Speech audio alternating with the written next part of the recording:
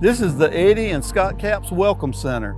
It has been named in honor of Eddie and Scott Capps for their numerous hours of volunteer work here at Triple Tree, particularly here in the Welcome Center, welcoming all our guests as they come from year to year and event to event.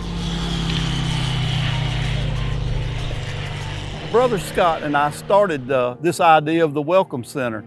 We were actually taking up money on the side of the road back in the early days, and we decided it was just getting so big that we needed to park the people and let them walk up to us while we had a little building. So we started in a little smaller building, and it's grown to this.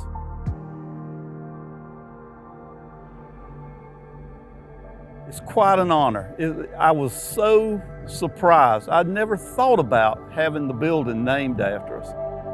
Scott died of esophageal cancer, and he was here, one of his last events, he was here having a kids event, letting them fly RC and letting them see the place. He did that on a Saturday.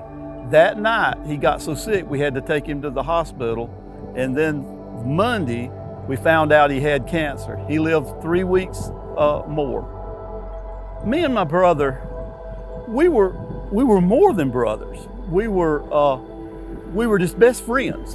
And everybody that knows us talk about that.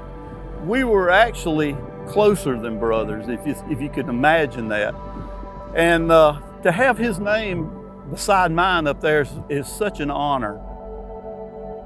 Well, I just think about all the work that he done here and hours and hours and hours he gave to this place, wanting to see a smile on people's face, and he was always helping people. He was an encourager, but he was always helping and just going out of his way to make sure people had a good time here at Triple Tree. The name on that Welcome Center is going to let people know who he was for decades and generations to come. And we'll tell the stories that we have with Scott and Eddie and everybody that knew Scott and everybody that knows Eddie and the family.